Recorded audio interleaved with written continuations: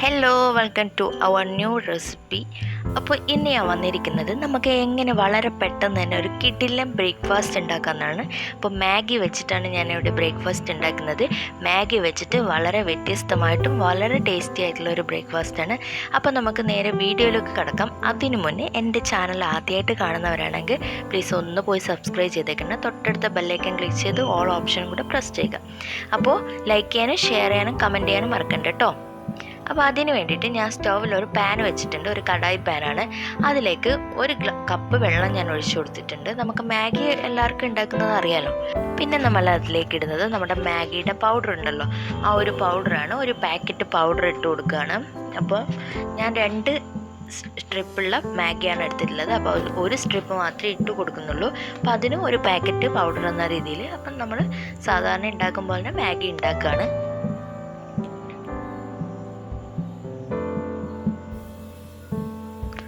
പിന്നെ ഇതിൽ നിങ്ങൾക്ക് വെജിറ്റബിൾസൊക്കെ ആഡ് ചെയ്യണമെന്നുണ്ടെങ്കിൽ ആഡ് ചെയ്യാം. പക്ഷെ ഞാനിപ്പോൾ ഒന്നും ചേർക്കുന്നില്ല. കാരണം വെച്ചാൽ നമ്മൾ മറ്റൊരു ഫില്ലിങ്ങിൽ നമ്മളിത് വെജിറ്റബിൾസൊക്കെ ചേർക്കുന്നുണ്ട്. അതുകൊണ്ട് ഇതിൽ ചേർക്കുന്നില്ല.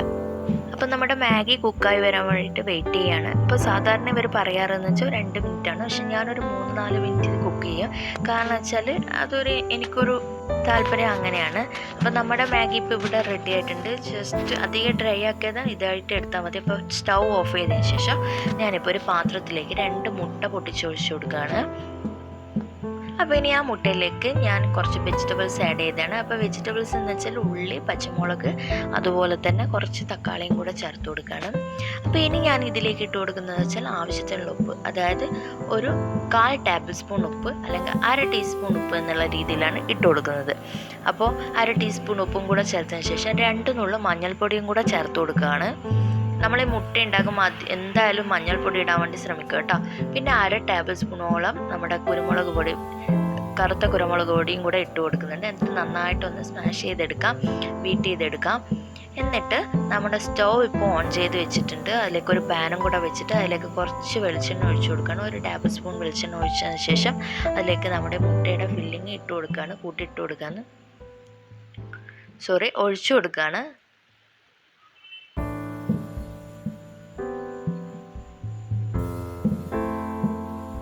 അപ്പോൾ നമുക്ക് അത്യാവശ്യം നന്നായിട്ടൊന്ന് പരത്തിയെടുക്കുക. കാരണം നമുക്ക് ഇതിൻ്റെ ഉള്ളിൽ ഫില്ലിംഗ് ആയിട്ട് കൊടുക്കാനുള്ളതാണല്ലോ. അപ്പോൾ ജസ്റ്റ് അത്യാവശ്യമായിട്ടൊന്ന് പരത്തിയെടുക്കുക.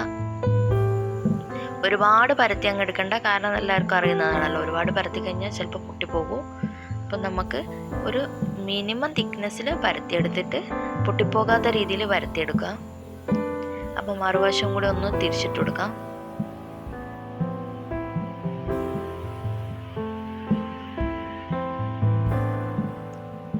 അപ്പോൾ ആ സൈഡും വെന്തതിന് ശേഷം നമുക്ക് ഇതുപോലെ ആദ്യത്തെ പോലെ തന്നെ നമുക്ക് ആ സൈഡൊന്ന് മറിച്ചിട്ട് കൊടുക്കാം. ഇനി നമ്മളിതിലേക്ക് നമ്മുടെ മാഗിയുടെ ഇതെന്താ പറയുക, നൂഡിൽസ് ഉണ്ടല്ലോ, അത് ഫില്ല് ചെയ്ത് കൊടുക്കുകയാണ്. ഇനി ഇത് നിങ്ങൾക്ക് ഫില്ല് ചെയ്യുമ്പോൾ നിങ്ങൾക്ക് വേണമെന്നുണ്ടെങ്കിൽ എന്താ പറയുക, ഒണിയനോ അല്ലെങ്കിൽ പച്ചമുളകോ എന്ത് വെച്ചാൽ ആഡ് ചെയ്യുക, എന്ത് വെജിറ്റബിൾസ് വേണമെങ്കിൽ ആഡ് ചെയ്യുക. എനിക്ക് ഈ വെജിറ്റബിൾസ് അധികം ഇഷ്ടമല്ല, അതുകൊണ്ട് ഞാൻ അത് ആഡ് ചെയ്യുന്നില്ല. ഇനി നമ്മളിത് ഫോൾഡ് ചെയ്ത് കൊടുക്കുകയാണ്. അപ്പോൾ ശ്രദ്ധിച്ച് ഫോൾഡ് ചെയ്യുക, പൊട്ടിപ്പോകാനുള്ള ചാൻസ് കൂടുതലാണ്.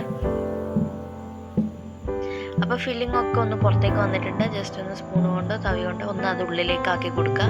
നിങ്ങൾ വിചാരിക്കേണ്ട ഇതെന്താ ജസ്റ്റ് ഒരു മുട്ട ഓംപ്ലേറ്റും അതുപോലെ തന്നെ മാഗി അല്ലേന്ന്.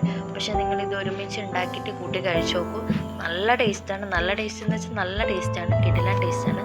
അപ്പോൾ തീർച്ചയായിട്ടും ഈ റെസിപ്പി എല്ലാവരും ട്രൈ ചെയ്ത് നോക്കണം.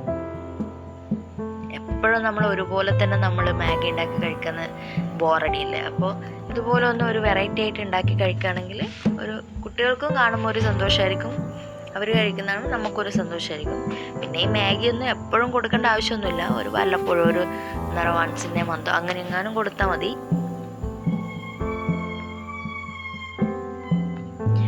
അപ്പോൾ നമ്മുടെ കിഡിലെ മാഗി റെസിപ്പി ഇവിടെ റെഡി ആയിട്ടുണ്ട്. തീർച്ചയായിട്ടും എല്ലാവരും ട്രൈ ചെയ്ത് നോക്കണം.